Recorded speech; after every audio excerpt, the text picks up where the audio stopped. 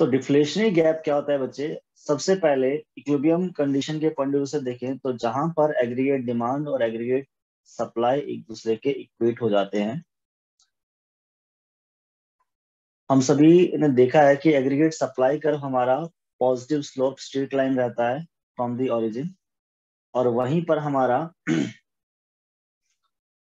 जो desired aggregate demand है that is AD0 जहां पर एक दूसरे के इक्वेट होता है, ये हमारा हमारा इफेक्टिव डिमांड की सिचुएशन होती है, या जहां पर नेशनल इनकम इक्विलिब्रियम पाया जाता है एट फुल एम्प्लॉयमेंट लेवल पर। ठीक है, लेकिन इकोनॉमी में जब देखा जाता है कि भाई एक्चुअल डिमांड कितनी है, और अगर एक्चुअल डिमांड लेस देन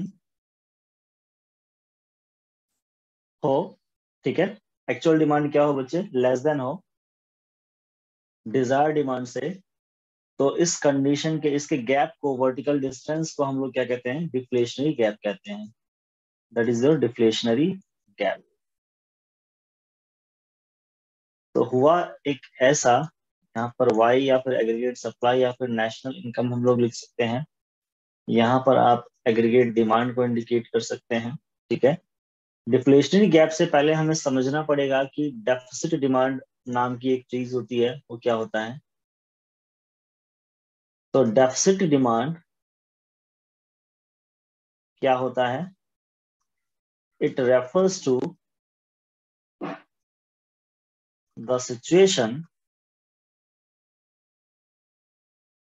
ठीक है, where actual aggregate demand is less then,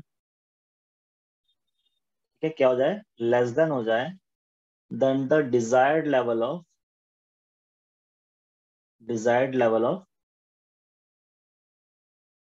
aggregate demand and aggregate supply. और डिजायर्ड एग्रीगेट लेवल ऑफ को कहते हैं हम लोग फुल एम्प्लॉयमेंट लेवल।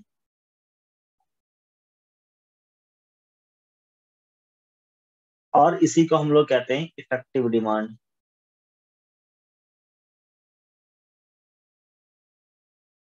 तो जब ये बात की जाए कि एक्चुअल एग्रीगेट डिमांड अगर लेस देन है इफेक्टिव डिमांड से, यानी कि जो फुल एम्प्लॉयमेंट लेवल है E0 सिचुएशन, जबकि इकोनॉमी में जो एक्चुअल डिमांड के हिसाब से जो एक्चुअल इक्विलिब्रियम आया है वो E1 पॉइंट पे आया है, जो कि इंडिकेट करता है कम डिमांड को। ठीक है, मान के चलो कैपेसिटी ऑफ प्रोडक्शन है 100 यूनिट, लेकिन वो प्रोडक्शन कर पाता है ओनली 80 यूनिट्स, यानी कि एक्चुअल एग्रीगेट डिमांड जो है किसी भी गुड्स एंड सर्विसेज की वो है 80, लेकिन कैपेसिटी जो है हमारी वो है 100 की। ये मैंने उल्टा एरो लगा दिया है, ठीक है, तो एरो को रेक्टिफाई करते हुए जब एक्चुअल एडी क्या हो? लेस देन हो, तो इस तरह के सिचुएशन को हम लोग डेफिसिट डिमांड कहते हैं। समझ में आया अल्फिया?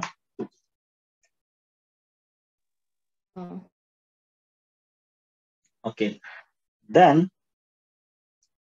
इन्हीं के गैप को एंड द गैप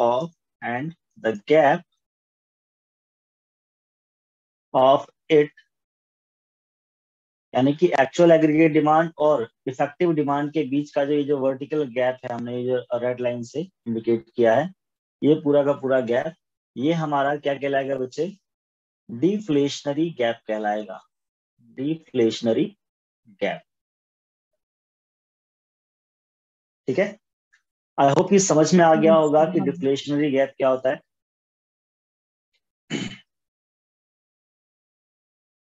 अब डिफ्लेशनरी गैप होने के पीछे रीजंस क्या है? तो कॉजेज क्या है? कॉजेज ऑफ डिफ्लेशनरी गैप,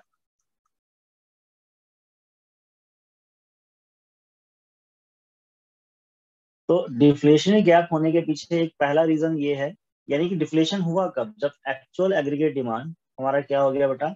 कम हो गया। अब वो डिक्रीज किसकी वजह से हो सकता है? तो ईडी के जितने भी कंपोनेंट्स है, जैसे प्राइवेट कंजप्शन हो गया, गवर्नमेंट कंजप्शन हो गया, इन्वेस्टमेंट हो गया, रेस्ट ऑफ द वर्ल्ड जो एक्सपोर्ट और इंपोर्ट करते हैं वो हो गया।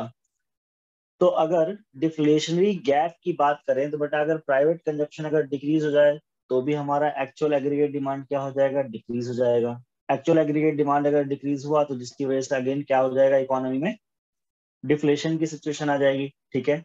या फिर गवर्नमेंट ने अपना स्पेंडिंग कम कर दिया, या फिर प्रोड्यूसर्स ने इन्वेस्टमेंट कम कर दिया, या फिर नेट एक्सपोर्ट डिक्रीज हो गया, विच मीन्स कि एग्रीगेट डिमांड के किसी भी कंपोनेंट्स के अंदर अगर डिक्रीमेंट आता है, एक्सपोर्ट डिक्रीज हो जाए चाहे वो इंपोर्ट इंक्रीज हो जाए, इंपोर्ट के साथ नेगेटिव रिलेशन होता है, ठीक है। तो इन रीजंस की वजह से हमारा एडी कर्व क्या हो जाएगा बेटा, शिफ्ट हो जाएगा डाउनवर्ड, ठीक है। आपने ऊपर डायग्राम में देखा होगा कि हमारा जो एडी कर्व है वो शिफ्ट हो गया है। क्यों शिफ्ट हो गया है, बिकॉज एडी के एक जो कंपोनेंट्स थे उनमें क्या हो गया, डिक्रीमेंट हो गया। तो अगर हम बात करें कि कॉजेज ऑफ डिफ्लेशनरी गैप, तो आप लोगों को क्या लिखना है बेटा, कि जैसे C stand for private consumption expenditure,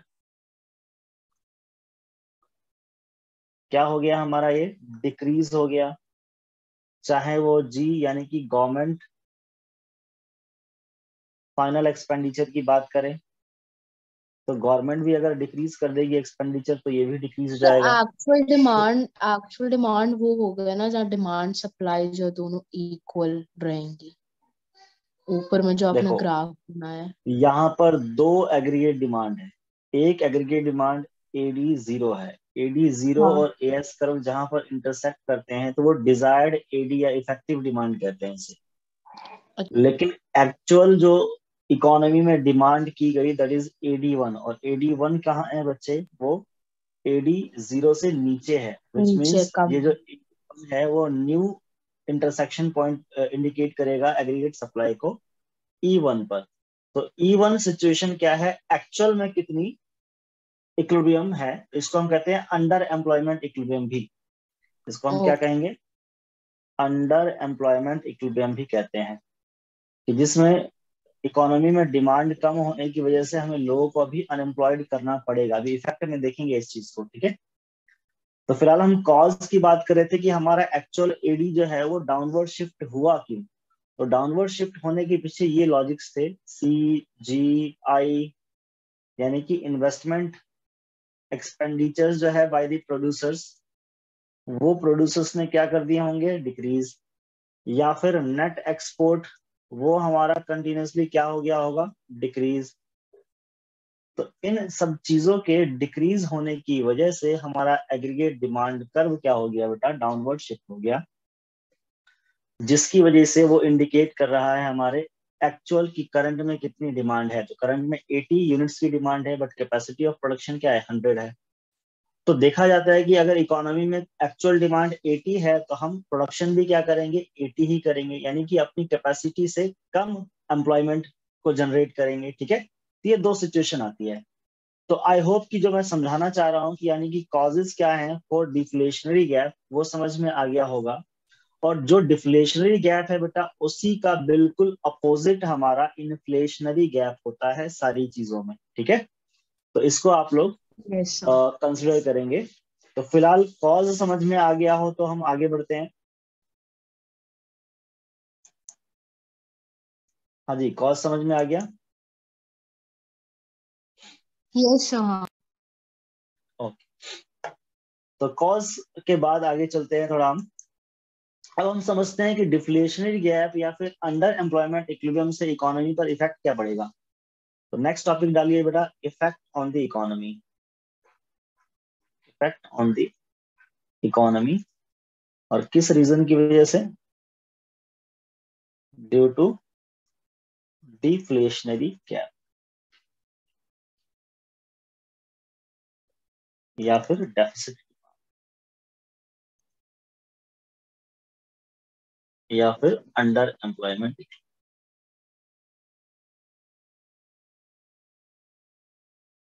ठीक है। तो इफेक्ट ऑन द इकोनॉमी की अगर हम लोग बात करें तो इससे पता लगता है कि जब इकोनॉमी में एक्चुअली में लोग डिमांड कितना कर रहे हैं बेटा, एक्चुअल एडी जो था वो मान के चलो 80 यूनिट था, लेकिन डिजायर्ड या फिर इफेक्टिव डिमांड हमारी कितनी थी। इफेक्टिव डिमांड मतलब फुल एम्प्लॉयमेंट इक्विलिब्रियम, वो 100 है। ये बताता है capacity after utilizing normal course in the of resources and जितने भी अवेलेबल हैं इकोनॉमी में। तो जब इफेक्ट की बात करते हैं बेटा हम लोग, तो 3 चीजों पर इफेक्ट देखते हैं। सबसे पहली चीज कि आपके इकोनॉमी में जो एम्प्लॉयमेंट है उस पर क्या इम्पैक्ट पड़ेगा।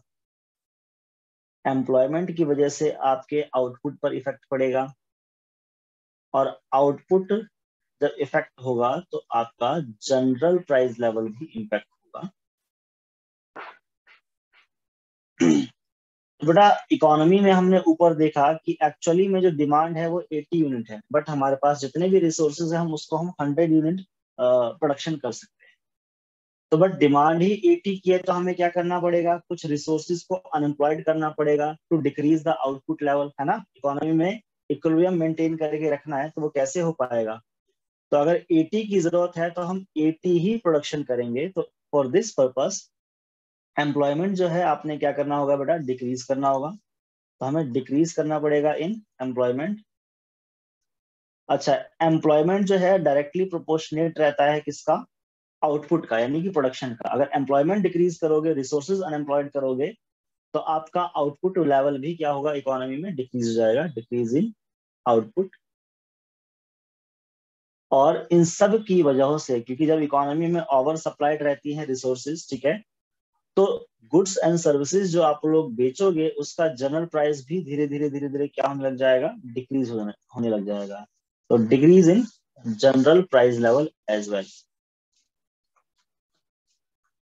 तो चीजें आपको सस्ती मिलेंगी कब कब, जब इकोनॉमी में ओवर सप्लाइड चीजें होंगी। ये वही सिनेरियोज और कंडीशंस थी कि इकोनॉमी में इन सब चीजों पर क्या इफेक्ट पड़ेगा। आई होप कि समझ में आया होगा। यस हाँ। ओके। तो अब तक हमने जो देखा बच्चे, सबसे पहले हमने देखा कि ये डिफ्लेशनरी गैप होता क्या है। सेकंड थिंग हमने देखा कि डिफ्लेशनरी गैप होने की वजह से इकोनॉमी पर क्या इफेक्ट पड़ेगा। अब हम देखेंगे कि इकोनॉमी पे इफेक्ट होने के बाद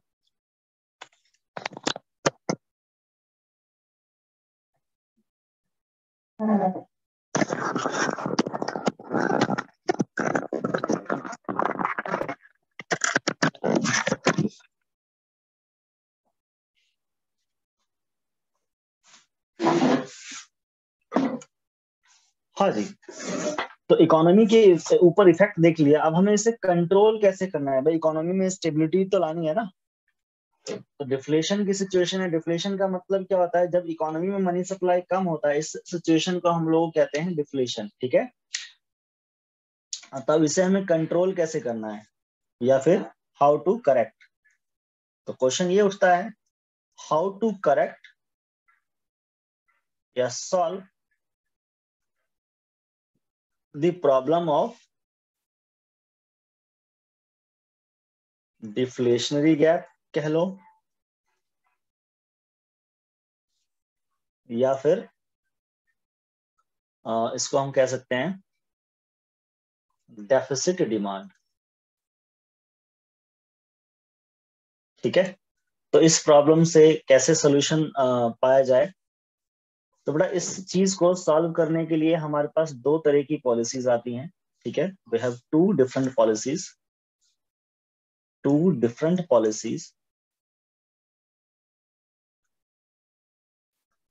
ठीक है। और वो 2 पॉलिसीज जो है हमारी, एक तो होती है बेटा हमारे लिए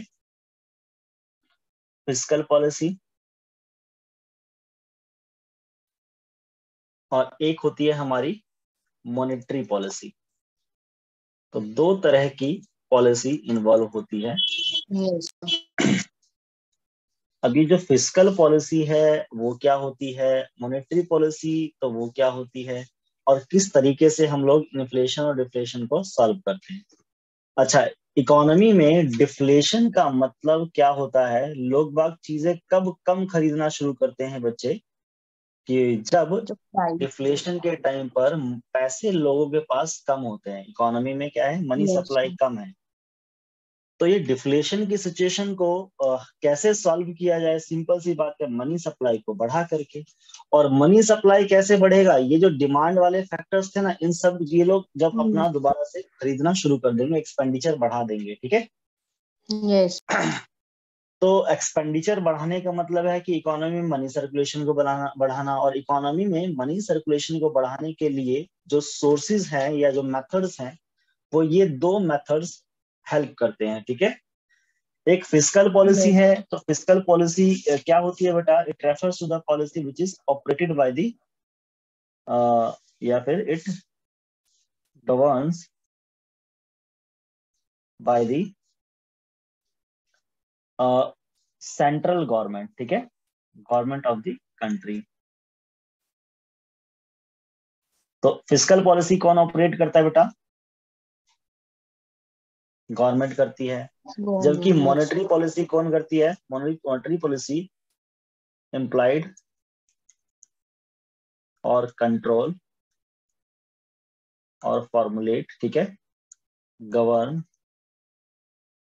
bye central bank of the nation, ठीक है। तो सेंट्रल बैंक जो ऑपरेट करती है इकोनॉमी में मनी सप्लाई को कंट्रोल करने के लिए, वो मॉनेटरी पॉलिसी कहलाती है। और इंडिया में सेंट्रल बैंक मतलब कौन? आरबीआई।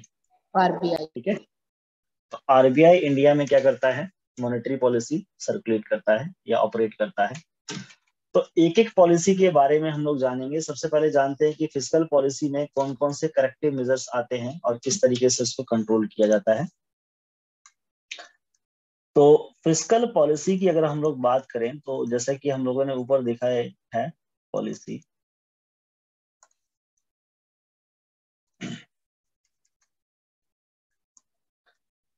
तो फिस्कल पॉलिसी कौन ऑपरेट करती है? Central government. तो सेंट्रल गवर्नमेंट के हाथ में क्या क्या चीजें होती है बेटा? एक तो खुद का टैक्सेशन पॉलिसी। गवर्नमेंट एक तो टैक्स के थ्रू क्या करती है? मनी सप्लाई को कंट्रोल करती है। तो हम बात करेंगे बच्चे कि टैक्स के साथ हम कैपिटल टी से डिनोट करते हैं मनी सप्लाई के बीच में कैसा रिलेशन है, और उसकी वजह से हमारे पास जो इकोनॉमी में सिचुएशन है उसको कैसे ठीक किया जाए, ठीक है। तो all of the above ultimately हमें इसमें देखना है कि इकोनॉमी में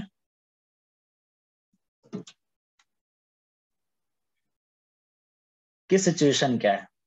तो सबसे पहले देखते हैं बच्चे कि अगर मुझे एक बात बताओ कि अगर गवर्नमेंट ने टैक्स रेट बढ़ा दिया, ठीक है, तो टैक्स बढ़ाने, अच्छा टैक्स लगता किन किन चीजों पर है बेटा? दो तरह के टैक्स होते हैं, एक डायरेक्ट टैक्स होता है और एक इनडायरेक्ट टैक्स इनडायरेक्ट। होता है। दोनों ही तरह के टैक्स से अगर गवर्नमेंट ने टैक्स बढ़ाया, चाहे वो डायरेक्ट टैक्स हो या इनडायरेक्ट टैक्स हो, चलो एक एग्जांपल लेके समझ लेते हैं। अगर डायरेक्ट टैक्स की बात करें, डायरेक्ट टैक्स किसके ऊपर लगता है? इनकम के ऊपर लगता है। यस। अगर डायरेक्ट टैक्स इंक्रीज होगा तो आपकी डिस्पोजेबल इनकम, यानी कि जो खर्च करते हो वो इनकम आपकी डिक्रीज हो जाएगी, यस और नो? यस। तो इकोनॉमी में जब कभी भी टैक्स में इंक्रीमेंट होता है तो लोग बाग खर्च कम करते हैं। क्यों? क्योंकि उनकी इनकम कम हो जाती है, ठीक है। जब पर्सनल डिस्पोजेबल इनकम कम हो जाएगी तो लोग खर्च कम करेंगे, यानी कि मनी सप्लाई क्या हो जाएगा? डिक्रीज हो जाएगा। मनी सप्लाई डिक्रीज होने की वजह से लोग बाग खरीदना बंद कर देंगे, विच मीन्स की डिमांड डिक्रीज हो जाएगी, डिमांड ठीक डिक्रीज। है। और इसी का वाइस वर्सा, अगर टैक्स को डिक्रीज कर दिया जाए, तो जब भी टैक्स डिक्रीज कर दिया जाएगा तो लोगों के पास इनकम ज्यादा बचेगी, लोग बाग यस। खर्च ज्यादा करेंगे, विच मीन्स इंक्रीज हो जाएगा मनी सप्लाई और इंक्रीज हो जाएगा हमारा एक्चुअल एग्रीगेट डिमांड। पॉइंट समझ में आ रहा है? यस। अब मुद्दा ये उठता है, अगर इकोनॉमी में मनी सप्लाई कम है, अभी डिफ्लेशन की सिचुएशन में हम पढ़ रहे हैं ना, तो यस डिफ्लेशन की सर, हाँ। सिचुएशन में क्या करना चाहिए गवर्नमेंट के टैक्स के थ्रू, जिससे कि प्रॉब्लम सॉल्व हो जाए। तो इन केस ऑफ डिफ्लेशन, तो आप लोग जब आंसर को भी लिखोगे तो कैसे लिखोगे? इन case of deflation government should decrease the tax, ठीक है, tax rate, so the tax money rate. Supply will be increases, yes. तो यस मनी सर। सप्लाई क्या हो जाएगा? इंक्रीज। अच्छा, मनी सप्लाई इंक्रीज से हो पहले जाएगा। भी एक इंटरलिंक कर सकते हो, हमारा डिस्पोजेबल इनकम। डिस्पोजेबल इनकम, यानी कि जो लोगों की इनकम है वो क्या हो जाएगी बेटा, बढ़ जाएगी। दैट इज वाई इकोनॉमी में मनी सप्लाई भी बढ़ जाएगा, और जब मनी सप्लाई बढ़ेगा तो लोग बाग खर्च ज्यादा करेंगे। और ये प्रॉब्लम ये कब तक होना चाहिए बेटा, until reach at equilibrium point. तो जब तक कि इक्विलिब्रियम पॉइंट तक हम लोग अचीव नहीं कर पाते हैं या वहां पर नहीं पहुंच पाते हैं, तब तक हमें क्या करना चाहिए, ये प्रोसेस अपनाना ही चाहिए। अच्छा, टैक्स रेट कब बढ़ाना चाहिए, तो बेटा एक इन्फ्लेशन की सिचुएशन होती है। तो इन्फ्लेशन एक ऐसा सिचुएशन होता है जिसमें ऑलरेडी मनी सप्लाई ज्यादा है, तो उस समय हमें मनी सप्लाई को क्या करना चाहिए बेटा, कम करना चाहिए। तो क्या करना पड़ेगा, टैक्स रेट बढ़ा दो, लोगों की इनकम कम बचेगी, लोग खर्च कम करेंगे, तो इकोनॉमी में मनी सर्कुलेशन भी कम होगा, डिमांड कम। कब तक, until reach its full employment level. ठीक है, तो सॉल्यूशन में मैंने आपको दोनों ही पार्ट समझा दिए। लेकिन अब मुद्दा ये उठता है कि टैक्सेशन के साथ मनी सप्लाई का कैसा रिलेशन है, कैसा रिलेशन है, नेगेटिव या बोले तो इनवर्स। तो जब इसको एक्सप्लेन करोगे तो सबसे पहले बताना है कि टैक्सेशन और मनी सप्लाई के बीच में रिलेशन कैसा है। तो it refers to that there are direct relationship, तो मनी सप्लाई कम हो जाती है, टैक्स घटेंगे तो मनी सप्लाई बढ़ जाएगी। हाँ जी, देयर आर इनडायरेक्ट रिलेशनशिप, और इनवर्स भी बोल सकते हैं ना, नेगेटिव इनवर्स। हाँ जी, इनडायरेक्ट कहो या फिर इनवर्स कहो या फिर नेगेटिव कहो, ठीक है, inverse relationship between tax and money supply, ठीक है। Yes sir. तो फिर बताना है कि आपके पास सिचुएशन क्या है, तो जो सिचुएशन होगा उसी हिसाब से बताओगे। तो हम कहेंगे कि इन केस ऑफ, मान के चलो आपसे कहा गया कि इकोनॉमी में डिफ्लेशन की सिचुएशन है, तो फिर आप नीचे सेकंड लाइन में लिखोगे कि इन केस ऑफ डिफ्लेशन, ठीक है, government should decrease the taxation so the disposable income would be increases and money supply also rise. ठीक है, so the AD will increase until reach its equilibrium point, यानी कि जहां पर एक्चुअल एडी डिजायर्ड एडी के equal जब तक ना आ जाए। ठीक है, या actual AD equals to full employment level. Ultimately full employment level को अचीव करना इनका मेन ऑब्जेक्टिव होता है। तो एक पॉइंट समझ में आया, फिस्कल पॉलिसी में टैक्सेशन पॉलिसी से गवर्नमेंट क्या करती है, कंट्रोल करती है।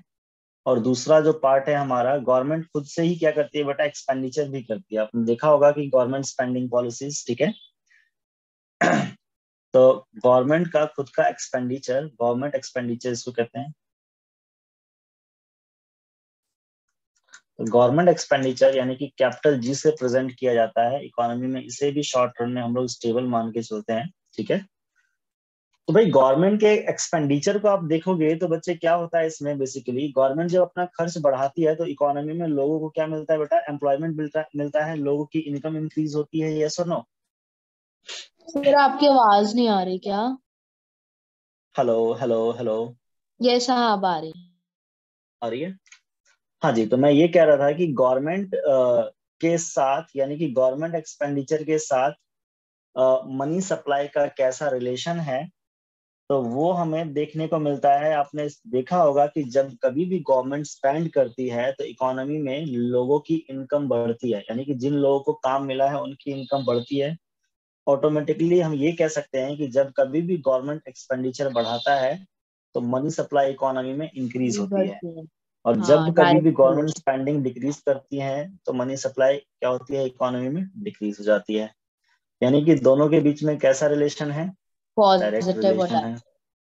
Yes, so in that case हम लोग इलेबोरेट करेंगे कि there are direct relationship between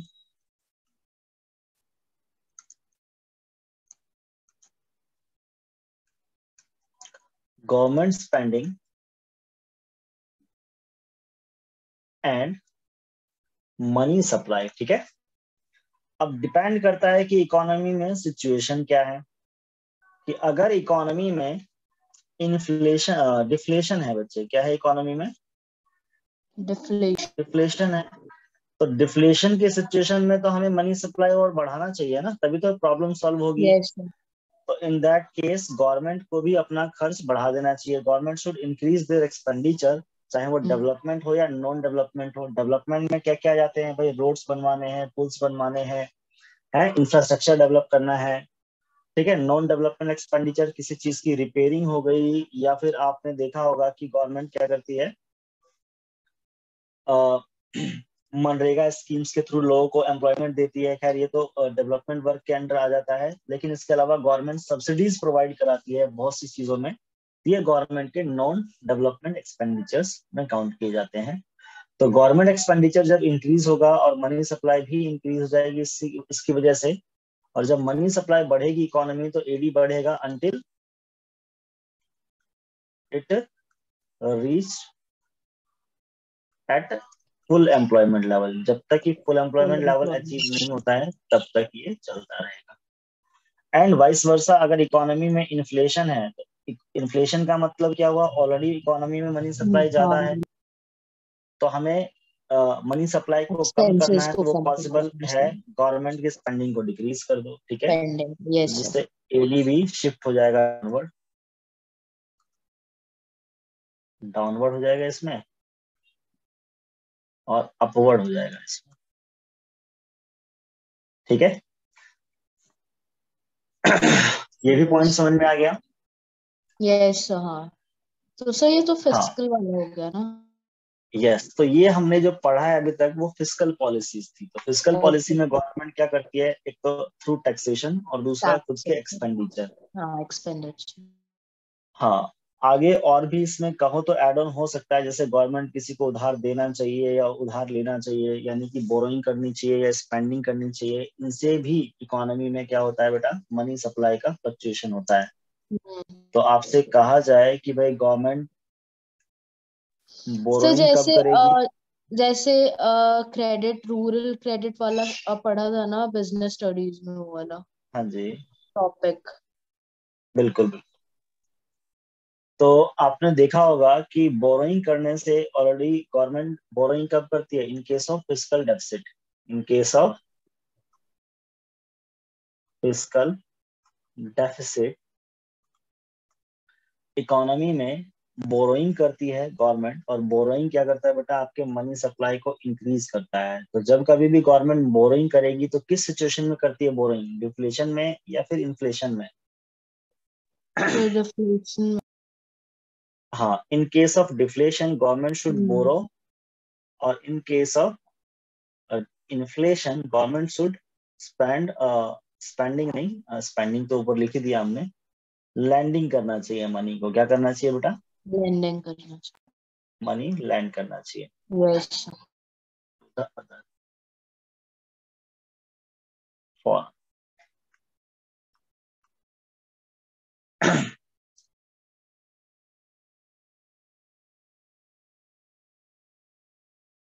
ठीक है, ये दो पॉइंट्स वैसे जिसमें नहीं आते उसको हटा ही दो, ज्यादा बेहतर है, ठीक है।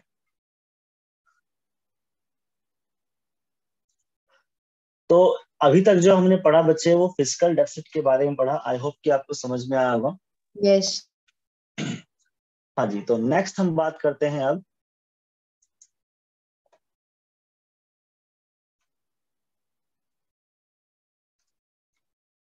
नेक्स्ट है हमारा मॉनेटरी पॉलिसी। तो अब थोड़ा हम मॉनेटरी पॉलिसी के बारे में देखते हैं कि क्या कैसा है। Now come to the monetary policy. Monetary policy क्या होती है बेटा, मॉनेटरी पॉलिसी एक ऐसी पॉलिसी होती है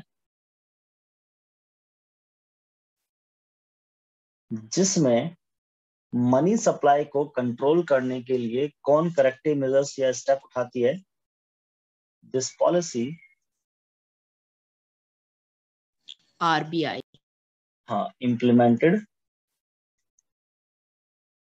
bye RBI, by central bank, और in India there is a central bank RBI, ठीक है। तो आरबीआई क्या करती है, मनी सप्लाई को कंट्रोल करने का काम करती है। अब आरबीआई मनी सप्लाई को कंट्रोल कैसे करती है बच्चे, तो हम देखते हैं जरा कि आरबीआई के पास कितने तरह की पॉलिसी होती है। हमने मनी एंड बैंकिंग में इसके बारे में थोड़ा सा पढ़ा होगा कि किस तरीके से बैंकों के ऊपर आरबीआई कंट्रोल करती है उसके मनी क्रिएशन के ऊपर। तो हमने एक फीचर पढ़ा होगा कि central bank control credit creation feature of commercial bank. Commercial bank के क्रेडिट क्रिएशन पॉलिसी को क्या करती है, तरह तरह के कंट्रोल कर। रेट्स लगा करके कंट्रोल करती है। तो अपने पास वो क्या क्या करेक्टिव मेजर्स हैं, तो हम लोग एक एक के बारे में डिस्कस करेंगे। एक होता है बेटा marginal standing facility, marginal standing facility. अच्छा, आरबीआई भी जो मॉनेटरी पॉलिसी लगाती है उसके भी दो पार्ट्स होते हैं। एक तो होता है क्वांटिटेटिव मेजर्स, क्वांटिटेटिव मेजर्स, और एक होता है हमारे पास क्वालिटेटिव मेजर्स। यस। तो अभी जितने भी हम लोग पढ़ेंगे इस तरफ वो क्वांटिटेटिव मेजर्स के पार्ट होंगे। तो पहला है बेटा हमारा मार्जिनल स्टैंडिंग फैसिलिटी, इसको हम इन शॉर्ट MSF भी कहते हैं। ठीक है, बट हमारे कोर्स में नहीं है, बट फिर भी पढ़ लो। एक होता है रेपो रेट, एक होता है बैंक रेट, ठीक है, एक होता है reverse repo rate,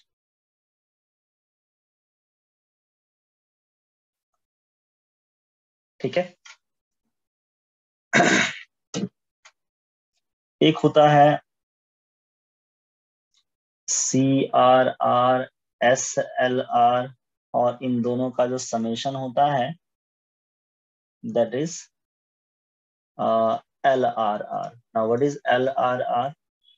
It is a summation of CRR and SLR, ठीक है। अब ये मार्जिनल स्टैंडिंग फैसिलिटीज और ये repo rate, reverse repo rate, bank rate, ये सब होता क्या है?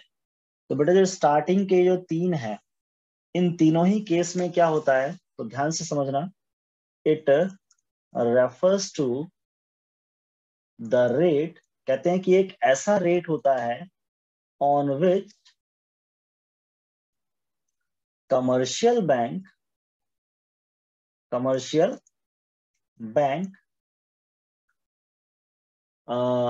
Take loan from central bank. किससे लोन लेती है बेटा? सेंट्रल बैंक से लोन लेती है। कौन लोन लेता है? कमर्शियल बैंक लोन लेता है, ठीक है। लेकिन डिपेंड ये करता है कि कितने दिन के लिए लोन ले रहा है। तो फॉर वन डे अगर एक दिन के लिए लोन लेता है तो उस रेट को हम लोग बोलते हैं मार्जिनल स्टैंडिंग फैसिलिटीज, ठीक है। अगर शॉर्ट पीरियड के लिए लेता है विच मीन्स 1 to 14 days, यानी कि 1 से 14 दिन के लिए लेता है लोन, तो वो होता है हमारा रेपो रेट, ठीक है। और जब हम लोग लॉन्ग पीरियड के लिए, हम मतलब कमर्शियल बैंक लोन लेता है बेटा लॉन्ग रन पीरियड के लिए, तो इसका लॉन्ग रन पीरियड जो होता है 14 days एंड अबव। तो जब 14 days एंड अबव के लिए आप उधार लेते हो तो वो कौन से रेट पर लेते हो? बैंक रेट पर लेते हैं, ठीक है। बैंक कौन लोन लेता है? कमर्शियल बैंक लोन लेता है। किससे लोन कमर्शियल लेता बैंक, है? Central central bank, bank. RBI से। क्या जनरल पब्लिक के अकाउंट ओपन हो सकते हैं सेंट्रल बैंक में? No sir.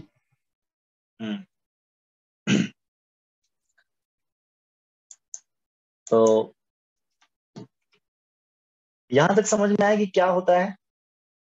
Yes sir. Okay, now what is reverse repo rate? तो रिवर्स रेपो रेट में क्या होता है कि जैसे हमारे पास जब एक्सेस मनी होती है तो हम लोग किसके पास जमा कराते हैं?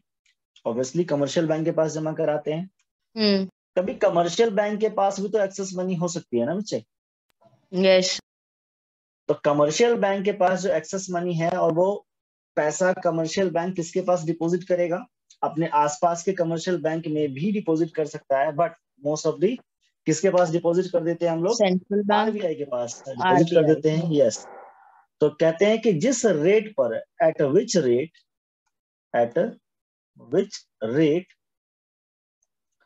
Commercial bank deposit their excess fund, ठीक है, excess fund to the RBI और सेंट्रल बैंक, ठीक है। तो जिस रेट पर हम पैसा डिपॉजिट करते हैं हम, यानी कि जो कमर्शियल बैंक है किसके? आरबीआई के पास, तो उस रेट को हम लोग कौन सा रेट कहते हैं बेटा? रिवर्स रेपो रेट कहते हैं, ठीक है। आई होप कि ये बातें आपको रिवर्स। समझ में आ गई होंगी। सीआरआर, एसएलआर, एलआरआर, ये होता क्या है बेटा? देखो, आपने क्रेडिट क्रिएशन पॉलिसी पढ़ी होगी, तो क्रेडिट सर ये क्रिएशन वाला जो क्या आपने होता है? बताया, हाँ जी, बोलो। किस रेट पे वो कमर्शियल बैंक जो है डिपॉजिट करते हैं अपने फंड को? रिवर्स रेपो रेट पे, ये रिवर्स रेपो रेट की है, ठीक है। अच्छा। हाँ, तो हम बात कर रहे हैं बेटा सीआरआर, एसएलआर, एलआरआर, ये सब होता क्या है? तो हम लोगों ने अभी पढ़ा होगा मनी एंड बैंकिंग वाले चैप्टर में, credit creation policy of the commercial bank, ठीक है। हम्म। क्रेडिट क्रिएशन में टोटल क्रेडिट क्रिएशन आप कैसे निकालते हो? टोटल क्रेडिट क्रिएशन 1 में LRR इंटू में प्राइमरी डिपॉजिट, है ना। और यस। ये हमारा होता है मनी मल्टीप्लायर। तो बेसिकली ये जो LRR है, ये पार्ट ऑफ प्राइमरी डिपॉजिट ही है, जो हर एक डिपॉजिट में से कमर्शियल बैंक को अपने पास होल्ड करके रखना पड़ता है। तो LRR is what it refers to the part of primary deposit, primary कह लो या इनिशियल डिपॉजिट कह लो, ठीक है, which is kept by commercial bank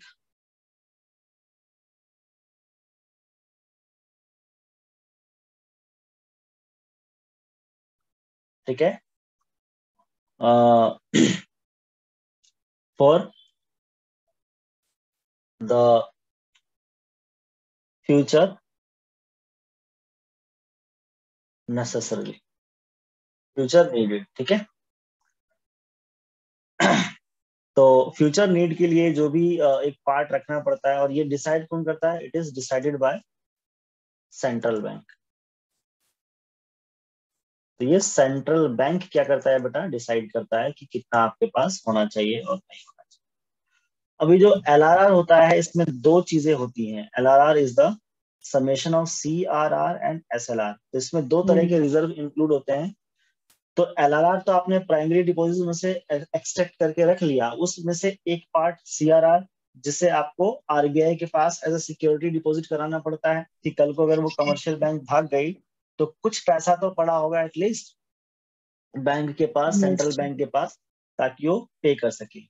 और एक पार्ट वो अपने पास ही रखती है कि अगर मान के चलो कि कोई कैश विड्रॉन करने आ गया, तो आपके पास इतना कैश होना चाहिए ताकि आप उस कस्टमर को पे कर सको, ठीक है, इमरजेंसी पेमेंट के लिए। तो एलआरआर क्या होता है वो मैंने बता दिया। सीआरआर क्या होता है बेटा? तो CRR is a part of cash. LRR. हाँ, कैश तो it revenue. The part of LRR. Sir इसका full form cash revenue ratio कुछ है ना? Cash reserve ratio, reserve ratio, अच्छा हाँ। ठीक है। और एसएलआर का मतलब स्टेटूटरी, लिक्विडिटी करके कुछ था रेशियो। हाँ, लिक्विडिटी रेशो। रेशियो। और इसको legal reserve ratio, reserve ratio. Legal reserve ratio, ठीक है। अच्छा, तो हम बात कर रहे थे कि सीआरआर की। सीआरआर क्या होता है बेटा? It is the part of LRR which is deposit bye commercial bank, ठीक है, एट सेंट्रल बैंक। और सेंट्रल बैंक के पास जो डिपॉजिट करती है वो किस पर्पस के लिए? For security purpose.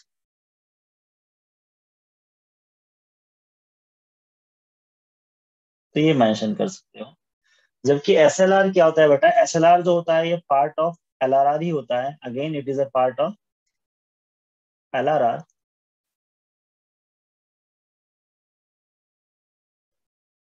which is kept by commercial bank themselves, ठीक है, अपने पास ही रखती है फॉर फ्यूचर नेसेसिटी, ठीक है। फ्यूचर में अगर कभी इमरजेंसी पड़ जाए तो वहां पर पेमेंट करने के लिए आपके पास होना चाहिए ना, तो इसलिए वो अपने पास रखती है। ठीक है, आई होप कि समझ में आ गया होगा। यस। तो अब तक हम लोगों ने जो चीजें पढ़ी हैं, शुरू के 7 पॉइंट्स, जिसमें आपका MSF, marginal standing facilities, repo rate, bank rate, ठीक है, ये सब क्या होता है मैंने बता दिया है। इन सब ऊपर के 3 चीजों में कि कमर्शियल बैंक लोन लेता है फ्रॉम द सेंट्रल बैंक, ठीक है ना, तो कितने कितने दिन के लिए लेता है, कितने पीरियड के लिए लेता है वो, इसके लिए एक होता है reverse repo rate, CRR, SLR, LRR. इन सातों चीजों को के लिए मनी सप्लाई के साथ जो रिलेशन है वो सेम है, इसलिए मैं इन सब चीजों को रेट आइडेंटिफाई करता हूँ, ठीक है। इनमें से किसी भी चीज के बारे में बात करूं तो वो मेरे आइडेंटिटी के लिए क्या हो जाएगा बेटा? वो रेट, ठीक है, चाहे वो एमएसएफ हो, फिर रेपो रेट हो या रिवर्स रेपो रेट हो, ठीक है। और मनी सप्लाई के साथ कैसा रिलेशन है? जैसा एक के साथ है, सातों के साथ के साथ रिलेशन बिल्कुल सेम है। तो डिपेंड करता है कि इकोनॉमी में सिचुएशन क्या है। अगर इकोनॉमी में सिचुएशन डिफ्लेशन की है, कौन सी सिचुएशन है बेटा? डिफ्लेशन। तो डिफ्लेशन के केस में हमें क्या करना पड़ेगा? मनी सप्लाई को बढ़ाना पड़ेगा। अब मनी सप्लाई बढ़ाने का मतलब जनरल पब्लिक के हाथ में पैसा देना, ठीक है। तो एक बारी इनमें से किसी भी एक रेट को लेकर के मैं एक्सप्लेन कर देता हूं। तो अगर आप कहो तो इनमें से चूज करो, तो मैं उसके हिसाब से मैं आपको एक्सप्लेन कर दूंगा। सर ये एसएलआर और जो एलएलआर आपने बताया वो। ओके चलो, इनका भी सेम रिलेशन है। मान के चलो अगर मैं ले लूं एलआरआर, ठीक है। एलआरआर सबसे पहले जिस भी पॉइंट ऑफ व्यू से वो कहेगा आपने उसको एक्सप्लेन करना है कि एलआरआर क्या होता है। तो एलआरआर एक ऐसा पार्ट ऑफ प्राइमरी डिपॉजिट होता है जो सिक्योरिटी के पर्पस के लिए in the mode of cash commercial bank को अपने पास रखना पड़ता है, ठीक है। रखना होता है। ठीक है, अब अगर ये एलआरआर रेट बढ़ा, देखो एलआरआर के साथ कैसा रिलेशन है बेटा? मनी क्रिएशन का इनवर्स रिलेशन है, विच मीन्स कि जब एलआरआर ज्यादा होगा तो मनी सप्लाई कम होगी, ठीक है, क्योंकि क्रेडिट क्रिएशन कम होगा ना। एलआरआर का जो है मनी सप्लाई के साथ रिलेशन अल्टीमेटली मनी क्रिएशन के साथ रिलेशन है। और मनी क्रिएशन का मतलब लोगों के लोन उतना ही देना, और लोगों को लोन जितना ज्यादा मिलेगा मनी सप्लाई उतनी ही ज्यादा होगी। तो एक एग्जांपल अगर हम बात करें डिफ्लेशन के सिचुएशन में, अगर एलआरआर रेट डिक्रीज कर दिया जाए तो इससे मनी क्रिएशन ज्यादा हो जाएगा, ज्यादा हो जाएगी। यस। मनी क्रिएशन ज्यादा होगा तो जनरल पब्लिक को लोन भी ज्यादा मिलेगा, और जनरल पब्लिक के हाथ में लोन आने का मतलब पैसा ज्यादा होना, which means money supply increase हो जाएगी।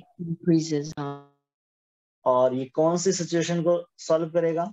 डिफ्लेशन की सिचुएशन को सॉल्व करेगा। इससे एडी कर्व भी हमारा इंक्रीज जाएगा until reached at equilibrium point, ठीक है, जब तक कि इक्विलिब्रियम पॉइंट तक ना पहुंच जाए। वहीं सिमिलरली अगर हम बात करें डिफ्लेशन के अलावा इन्फ्लेशन की, तो इन्फ्लेशनरी सिचुएशन में क्या हो जाएगा बच्चे? इन्हीं रेट्स को बढ़ा दोगे। अच्छा, रेट के बढ़ाने से मनी क्रिएशन, क्रेडिट क्रिएशन कम होगा, और क्रेडिट क्रिएशन कम होगा तो लोगों के पास लोन भी कम मिलेगा, है ना। तो जिसकी वजह से मनी सप्लाई डिक्रीज हो जाएगी और एडी भी हमारा डिक्रीज हो जाएगा until reach its equilibrium point. Point समझ में आया? यस। अच्छा, एक रिवर्स रेपो रेट होता है बेटा। रिवर्स रेपो रेट क्या होता है?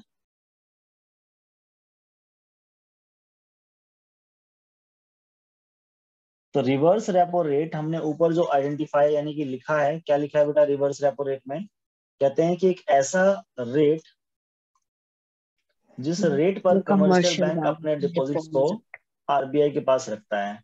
यस। लेकिन कोई कमर्शियल बैंक जो है आरबीआई के पास अपना पैसा क्यों रखेगा? वो तो भाई बाहर लोन दे देगा लोगों को, उससे उनकी इनकम होगी। तो कभी यस। कभी ऐसा होता है कि जब आरबीआई को मनी सप्लाई कंट्रोल करना होता है ना, तो मार्केट में जो कमर्शियल बैंक नॉर्मल रेट कमाएगा जनरल पब्लिक को लोन दे करके, उससे बेहतर क्या करता है, इनको ऑप्शन देता है कि भाई आप हमारे पास जमा कराओ पैसा, हम आपको रेट ऑफ इंटरेस्ट 10 की जगह 12% देंगे।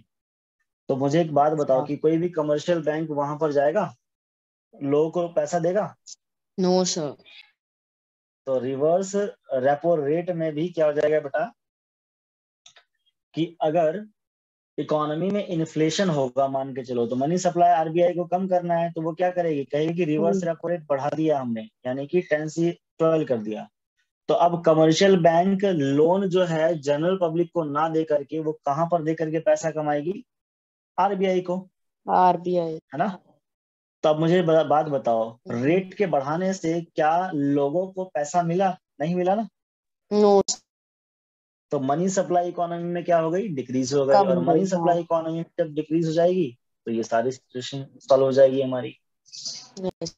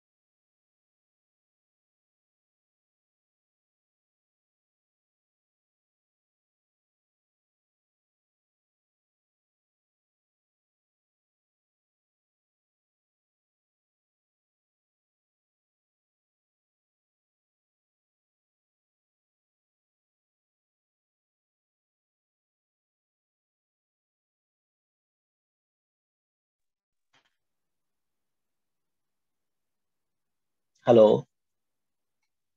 Yes sir. हाँ बेटा, एक कॉल आ गया था।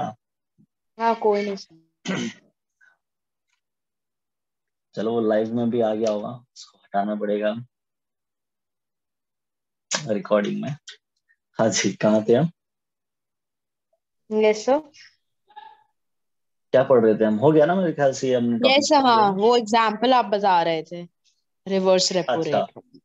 तो रिवर्स रेपो रेट में मैंने आपको बताया होगा कि अगर इन्फ्लेशन की सिचुएशन है तो रिवर्स रेपो रेट बढ़ा देती है आरबीआई, जिसकी वजह से कमर्शियल बैंक लोगों को लोन ना दे करके आरबीआई के पास ही डिपॉजिट कर देती है।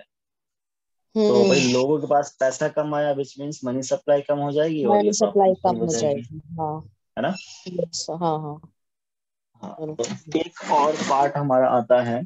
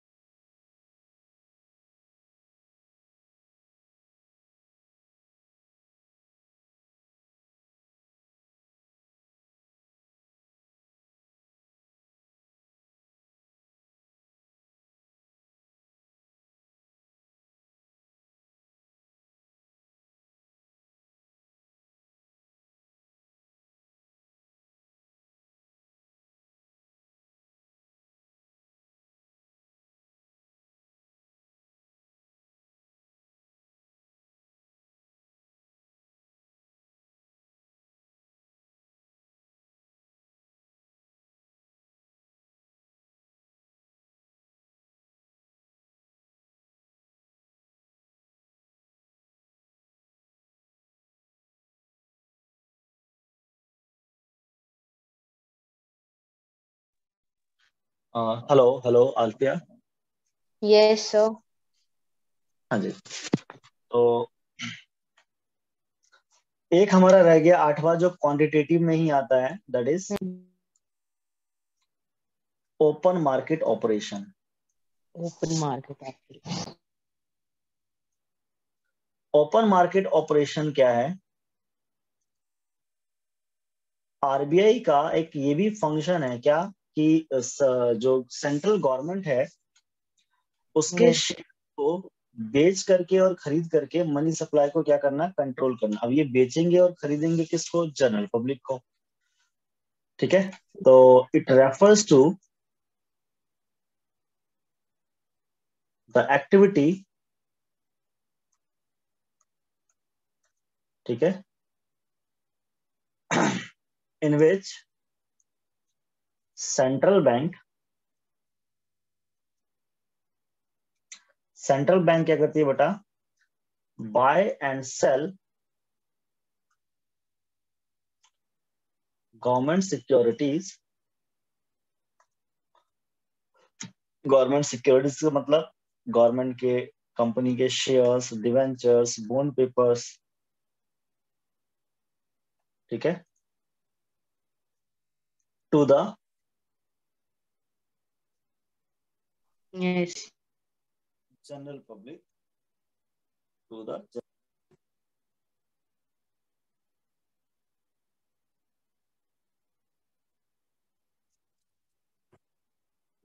जनरल पब्लिक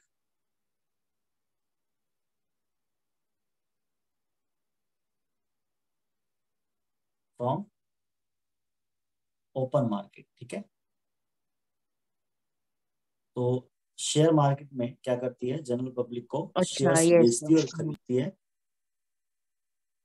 सिनेरियोज है इसमें। तो सर ठीक है। सेंट्रल बैंक तो आरबीआई तो हो गई ना?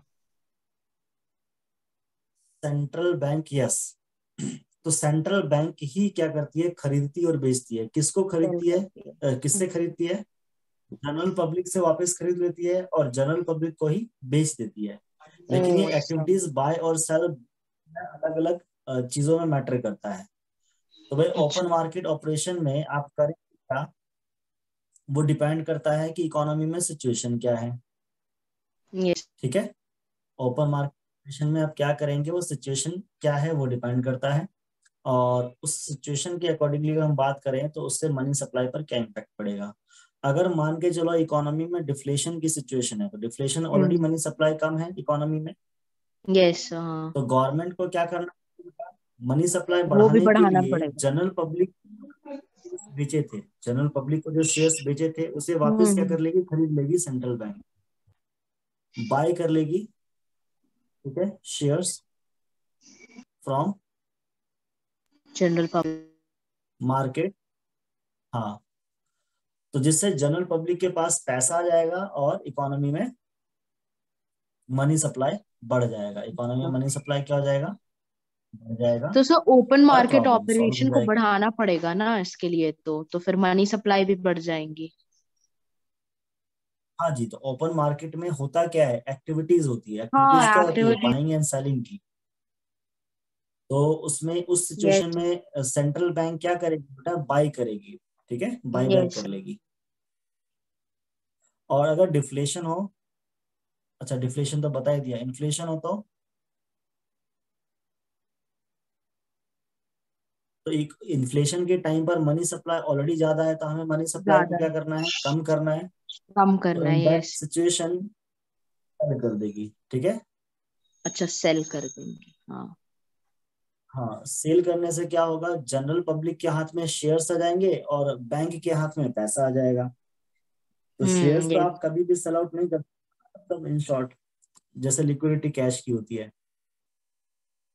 यस हाँ। ठीक है। तो यस। इन सभी सिनेरियो में अब तक हमें कंटिन्यू रखना है अंटिल